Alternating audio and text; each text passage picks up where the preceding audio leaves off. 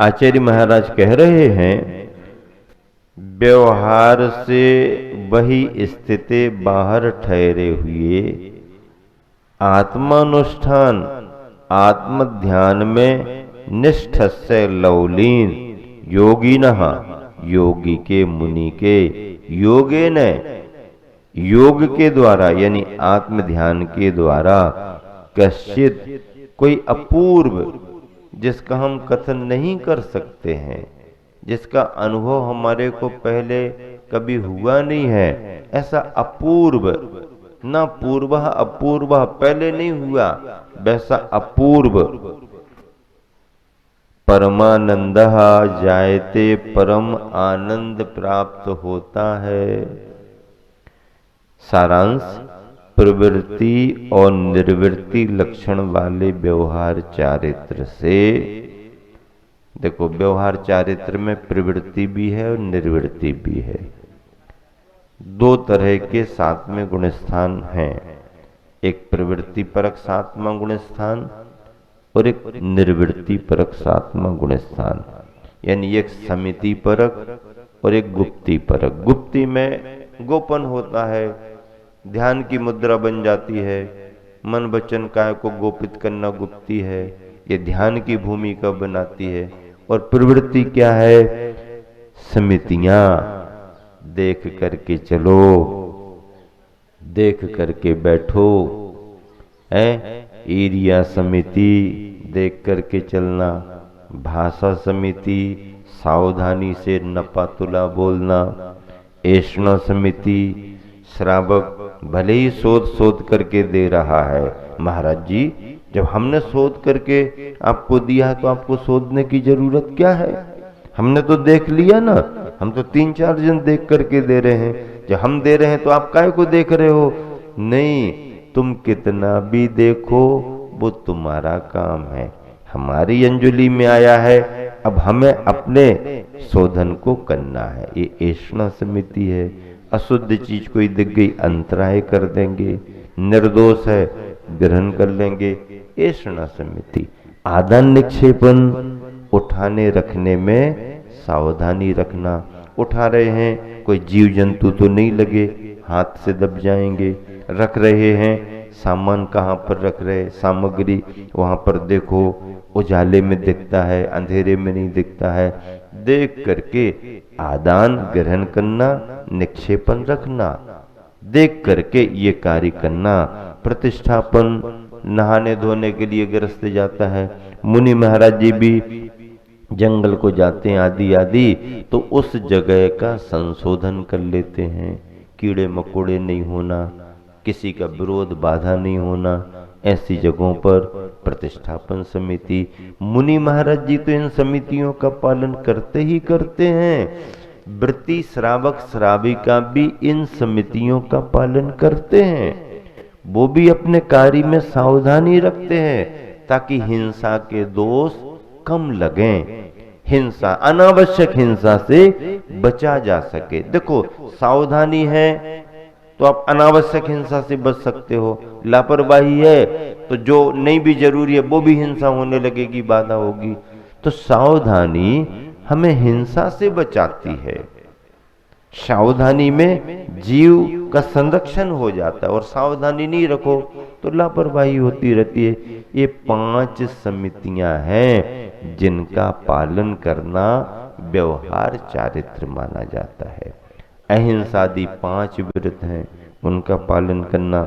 इस तरह से प्रवृत्ति रूप सप्तम गुण स्थान और निर्वृत्ति रूप सप्तम गुण स्थान चल रहे हैं।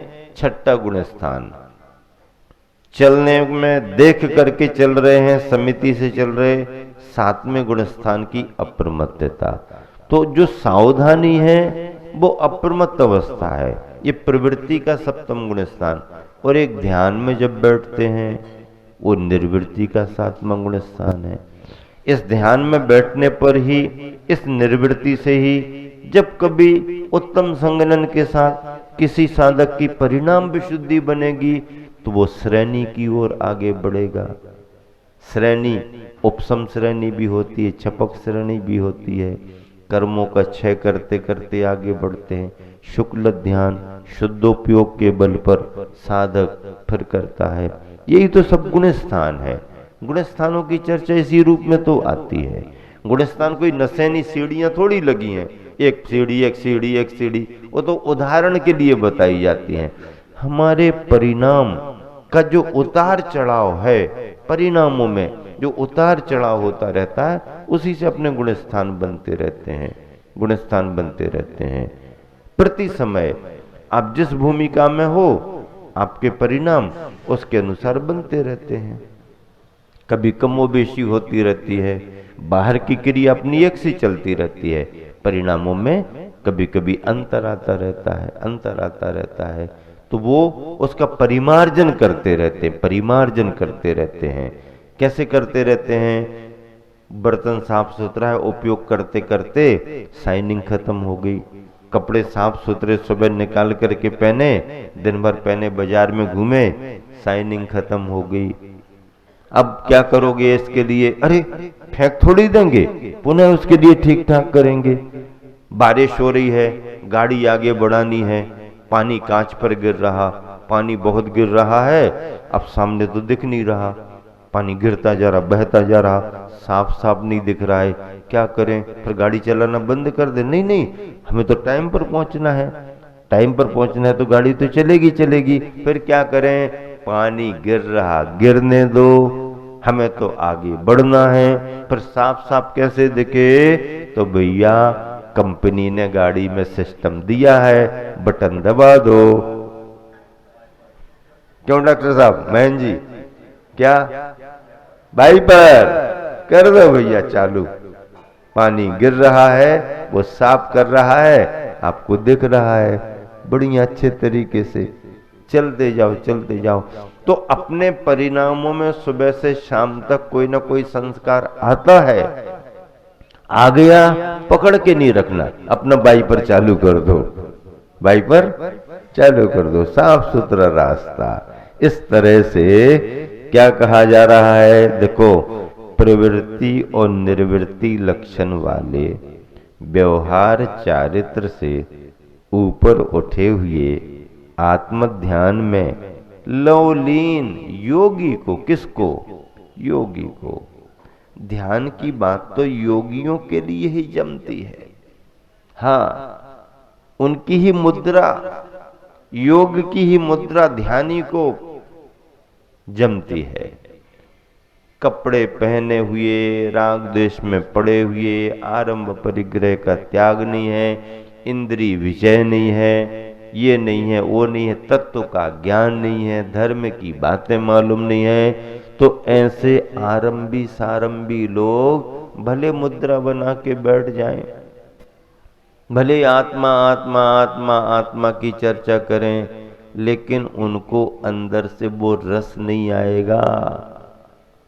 क्यों नहीं आएगा? क्योंकि अंदर संस्कार अभी कसायों का है। आचार्य जी ने एक उदाहरण दिया। दो सहेलियां थीं, और सहेलियां कौन थी? दो चींटियां सहेलियां थीं। क्या?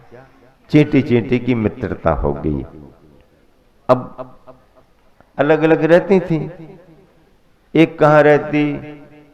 एक नमक की गोडाउन में रहती थी, और एक शक्कर के कारखाने में रहती थी। दोनों की दोस्ती थी।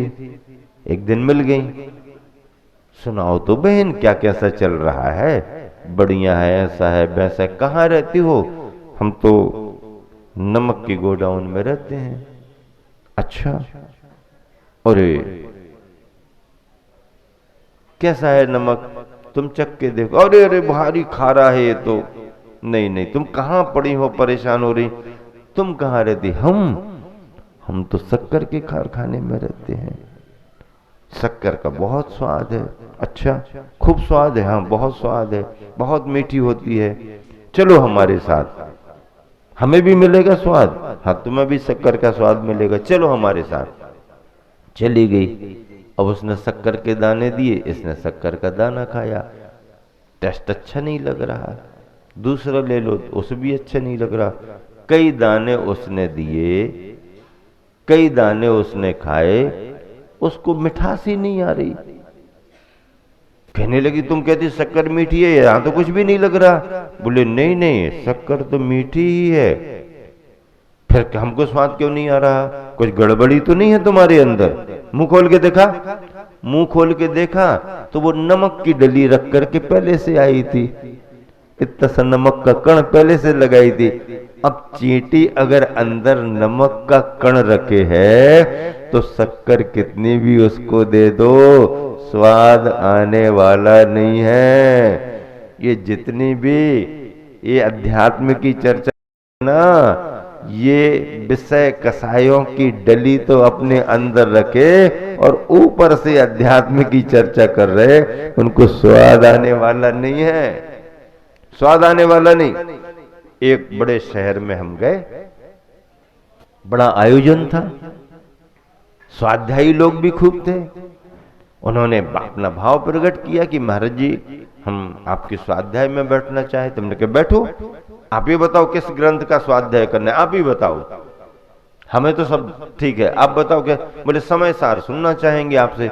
समय सार सुनो, ठीक है। समय सार पर व्याख्यान शुरू कर दी, चलता रहा, रस लेते रहे, आनंद आने लगा। फिर मुमुक्षु की बात आई।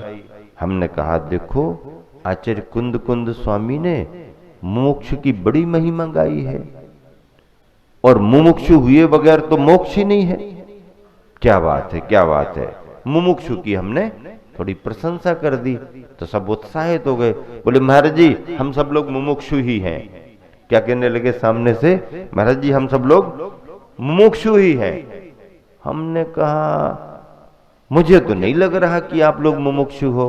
नहीं महाराज, मुमुक्षु मंडल है, हम लोग सब उसके सदस्य हैं, हम सब मुमुक्षु हैं, समय सार पढ़ते हैं। अच्छा, समय सार पढ़ते हो, मुमुक्षु हो? नहीं नहीं, आप मुमुक्षु नहीं हो, असली मुमुक्षु तो हम हैं। महाराज जी आप मुमुक्षु हो क्या? असली मुमुक्षु तो हम हैं। आप तो कह रहे अपने आप को असली मुमुक्षु हम हैं। महाराज जी कैसे? हमने कहा देखो आप लोग मुमुक्षु अलग हो और हम लोग मुमुक्षु अलग हैं। महाराज जी मुमुक्षु में भी अंतर होता है क्या? हाँ अंतर होता है। क्या अंतर है? हमने कहा हम लोग, आप मुमुक्षु मंडल वाले हो। आप मुमुक्षु कैसे हो? मंडल वाले मुमुक्षु हो, और हम पिछी कमंडल वाले मुमुक्षु हैं। तो क्या कह रहे आचार्य महाराज? प्रवृत्ति और निर्वृत्ति लक्षण वाले, व्यवहार चारित्र से ऊपर उठे हुए आत्म ध्यान में लवलीन योगी को ध्यान के द्वारा वचनों के अगोचर कोई अपूर्व आनंद की प्राप्ति होती है। कोई अपूर्व आनंद की, अपूर्व आनंद का मतलब यह है कि वैसी अनुभूति उसको पहले कभी नहीं हुई, वैसा अनुभव उससे पहले कभी नहीं आया। क्यों नहीं आया? क्योंकि संसार का चार गतियों का, पंच इंद्रियों का तो सब तरफ से कई बार अनुभव हुआ है, अनुभव होता ही आ रहा। ये मोक्ष मार्ग का, मुक्ति के मार्ग का अनुभव इसको अभी नहीं आया। तो ऐसे वचनों के अगोचर कोई अपूर्व आनंद की प्राप्ति होती है। किसको होती है? उस मुमुक्षु को प्राप्ति होती है जो व्यवहार चारित्र से ऊपर उठ गया है। व्यवहार चारित्र से तैरने में दक्ष हो गया है, लेकिन तैरता ही रहेगा तो डुबकी का आनंद आएगा नहीं। तो जो तैरने की प्रवृत्ति से ऊपर उठ करके और अंदर डुबकी लगाने में लीन हो गया है, उसको कोई अपूर्व आनंद की प्राप्ति होती है। अपूर्व वचनों के अगोचर, जिसको हम कह ना सकें। देखिए दोहानुवाद और पद्यानुवाद दोनों पढ़ेंगे। परे ग्रहण और त्याग से आत्मधर्म में निष्ठ योगी पाए ध्यान से परमानंद विशिष्ट। पद्यानुवाद गुरुवर का। बाहर के व्यवहार कृत्य से तन मन बच से मुड़ता है, भीतर के अध्यात्म वृत्त से चेतनपन से जुड़ता है। फलतः परमानंद जागता, राग भाग्य अब भाग चला। योगी का यह योग योग है, बीत राग पथ लाग चला। बाहर के व्यवहार कृत्य से, बाहर की व्यवहारिक प्रवृत्ति से तन मन वच से जो मुड़ जाता है, हट जाता है, भीतर के अध्यात्म वृत्त से, भीतरी आध्यात्मिक चर्या से, चेतनपन से जुड़ता है। फलतः फलस्वरूप परमानंद जागता है, परम आनंद उसके अंदर उत्पन्न होता है। राग भाग्य अब भाग चला, राग की जो प्रवृत्ति है वो दूर होती जाती है। योगी का यह योग योग है, बीत राग पथ लाग चला। इस तरह से आचार्य पूज्यपाद स्वामी इष्टोपदेश ग्रंथ में प्रतिदिन हम सब उनके इस ग्रंथ को आधार बना करके उन्होंने जो लिखा है उसका अमृत पान कर रहे हैं। अच्छा लग रहा है ना? आनंद आ गया कि नहीं आया? सुबह सुबह तरोताजा, बस दिन भर फिर आप पहाड़ पर जाओ, वंदना करो, ये करो वो करो, महाराज जी अपनी चर्या में लग गए।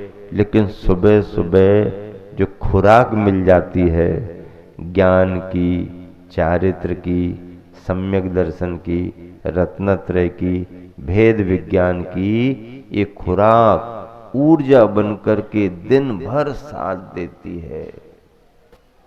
ज्ञान की खुराक ऐसी है कि भूखा प्यासा आदमी भी मस्त दिखता है।